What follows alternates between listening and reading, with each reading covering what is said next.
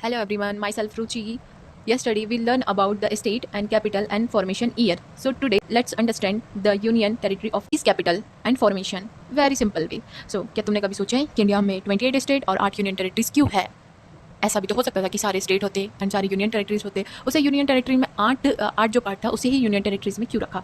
तो देखते हैं। पहले तो अपन इसकी कैपिटल देखेंगे और यूनियन टेरिटरी और फॉर्मेशन देखेंगे। उसके बाद देखेंगे कि यूनियन टेरिटरी क्यों बनी, किस रीजन से बनी, ये 8 यूनियन टेरिटरी के क्या क्या रीजन था बनने का। तो फर्स्ट अपन देखते हैं। पहली कौन है? अंडमान निकोबार। इसकी कैपिटल क्या है? श्री विजयपुरम। ये कब फॉर्मेशन हुआ था इसका? 1956 में। फिर क्या है? चंडीगढ़। चंडीगढ़ की कैपिटल क्या है? चंडीगढ़। इसका फॉर्मेशन कब हुआ? 1966 में। उसके बाद क्या है? Dadra Nagar Haveli and Daman and Diu.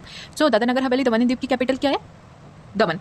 इसका फॉर्मेशन हुआ 2020 में। उसके बाद दिल्ली दिल्ली की कैपिटल क्या है? नया दिल्ली। इसका फॉर्मेशन कब हुआ? 1956 में। देन जम्मू एंड कश्मीर, इसकी कैपिटल है श्रीनगर। ये क्या है? समर कैपिटल है। देन विंटर कैपिटल क्या है? जम्मू। ठीक है, इसका फॉर्मेशन हुआ 2019 में। देन लद्दाख, ये लेह है, इसकी कैपिटल है। इसका फॉर्मेशन कब हुआ? 2019 में। देन लक्षद्वीप की कैपिटल क्या? कवरत्ती। इसका फॉर्मेशन हुआ 1956 में। देन पांडुचेरी, इसका क्या? पांडुचेरी। इसका फॉर्मेशन हुआ 1954 में।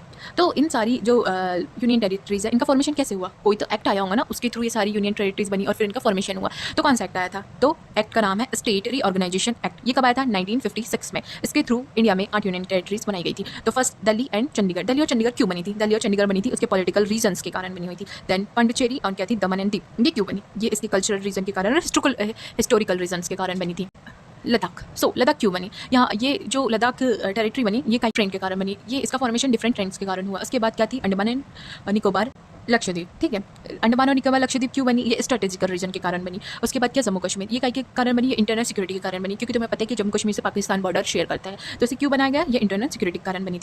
क्या आपको पता है कि यूनियन टेरिटरी और स्टेट दोनों की कमांड किसके हाथ में होती है? तो स्टेट की कमांड होती है स्टेट गवर्नमेंट के हाथ में। स्टेट गवर्नमेंट में कौन आते हैं? चीफ मिनिस्टर और गवर्नर आते हैं। और यूनियन टेरिटरी की कमांड होती है सेंट्रल गवर्नमेंट के अंडर में। सेंट्रल गवर्नमेंट में कौन आता है? फर्स्ट लेफ्टिनेंट आता है, जिसके हेड होते हैं। उसके बाद आता है प्रेसिडेंट, जिसके कॉन्स्टिट्यूशनल हेड होते हैं।